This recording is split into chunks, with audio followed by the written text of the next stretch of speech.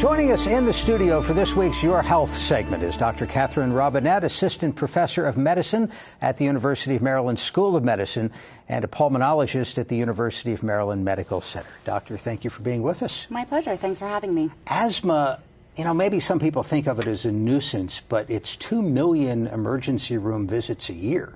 Yes, I think you said the stats in the beginning that around 26 million people have it. I almost think the more surprising stat is half of those people go to the emergency room or to their doctors for an unplanned visit because it's poorly controlled. So a lot of people have it, and a lot of people really struggle with it. Are there people out there who have it but don't know they have it? Yes, I think that we were just speaking earlier about the number of adults who have new onset asthma, and I think that asthma is very much thought of as a childhood disease, and it is a childhood disease, but adults can get it too, especially men and women who are middle-aged. It can be associated with obesity, and I think a lot of people just think they're short of breath because they're getting older, because they're overweight, and really they probably have some aspect of asthma contributing. Is there an age group where you typically see it develop in adults? In adults, probably anywhere up to 60. If really anyone from 20 to 60 can have new onset asthma.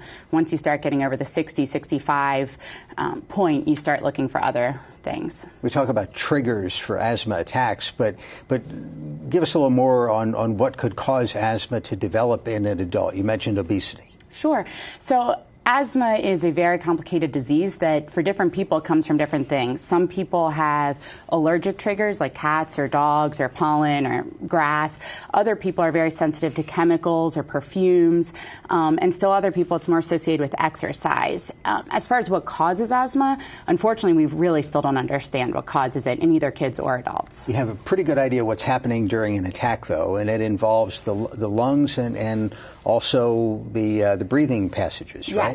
So the problem with asthmatic lungs is they're more inflamed than people who don't have asthma. So just like you get inflammation, swelling if you twist your wrist, that's inflammation.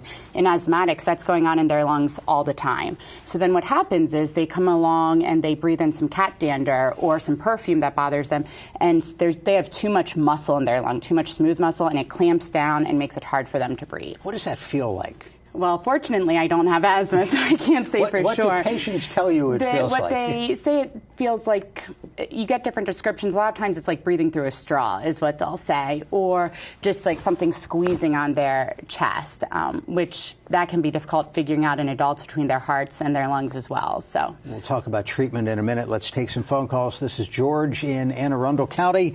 George, thank you for calling. Go ahead. Good evening. Good evening. I'd like to know what is the difference between asthma, which I think is some internal autoimmune kind of disease, versus allergies, which I think is a reaction to external stimuli, but I'm not sure. And secondly, I'd like to know why some, I think of each, start early and then continue throughout life. In some people, they start early and then disappear, and then in others, they begin later in life. All right, George, thank you very much. Yes, that's an excellent question that I think we all wish we understood a little bit better. The bottom line is that allergies and asthma are very related. So having allergies places people at higher risk for having asthma. Not everyone who has allergies has asthma, though, and not everyone who has asthma has allergies.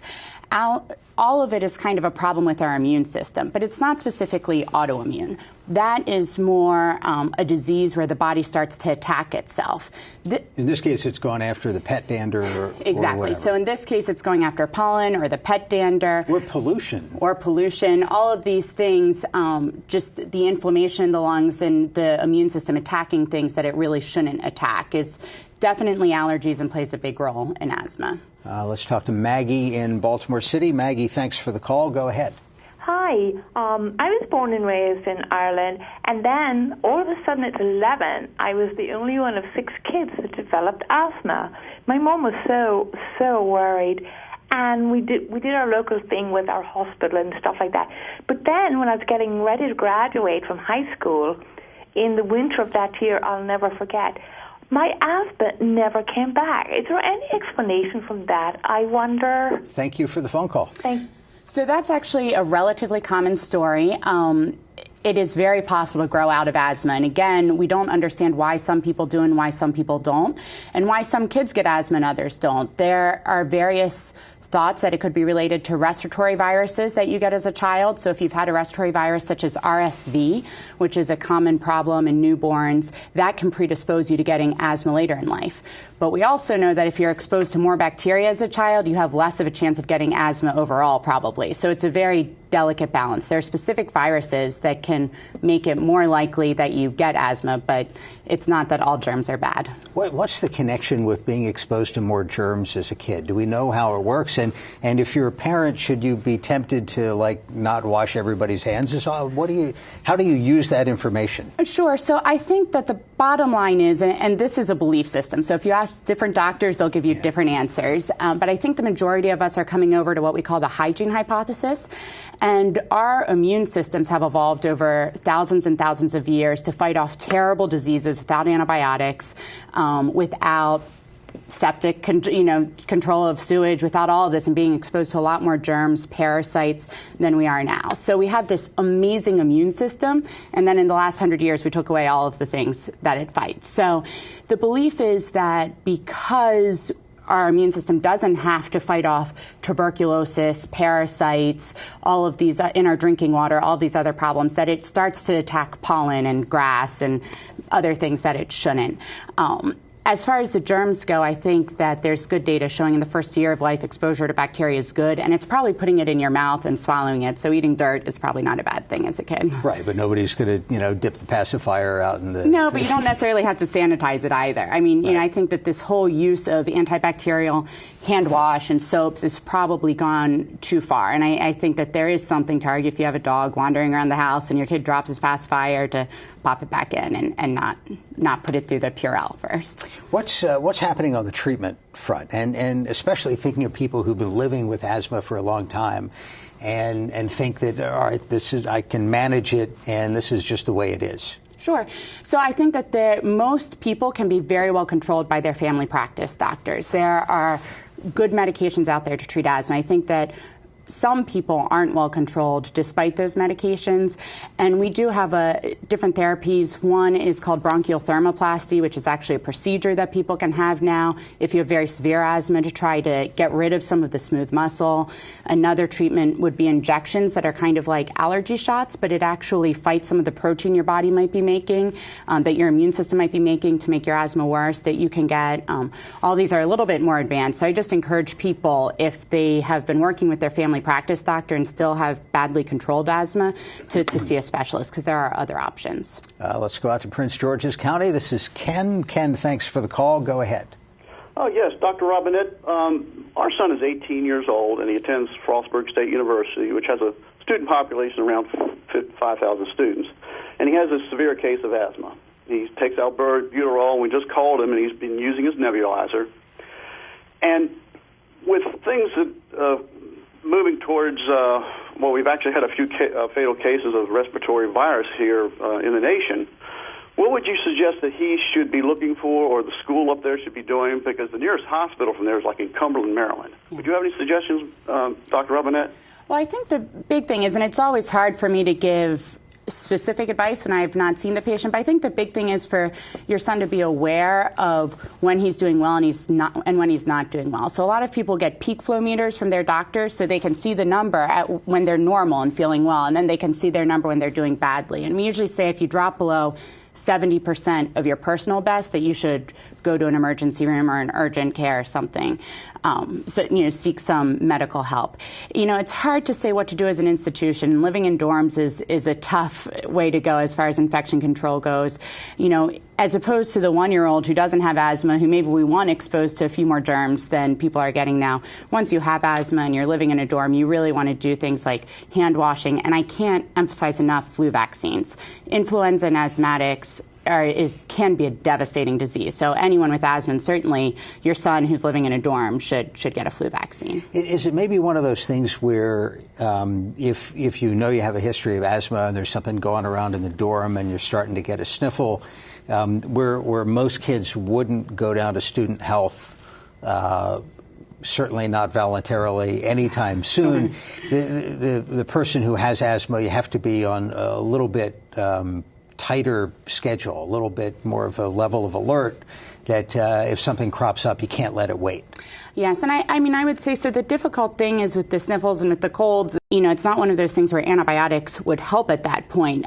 So then you're looking at options like prednisone or more nebulizer treatments to try to control that before it gets too serious. What do you see in the way of compliance with taking medication? So if you have a drug that you need to take on a regular basis and everything feels fine, the drug's working, I'm going to skip a couple of days, maybe longer, and you don't want people to do that. Sure. Yes. No, compliance with asthma medication is terrible. So more than 70% of people are not compliant. And they've shown this in studies before where they took meter-dosed inhalers, the puffers, and looked at when people are taking them. So all I can say is take it as much as you can. I know it's hard to take medication. I have trouble taking a pill once a day, for a multivitamin. So I really encourage people to put their inhalers next to their toothbrushes so they take it, preferably twice a day. But even if you get it once a day, it's better than not getting it at all. What's the focus of research at the moment into asthma?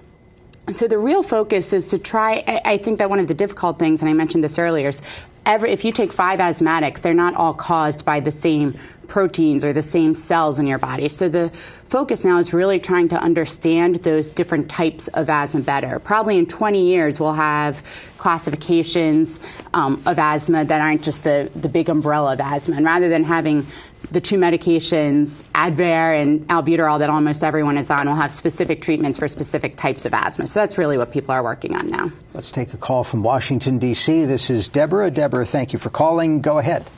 Yes, my question is, I don't know the difference between asthma and reactive airways disease.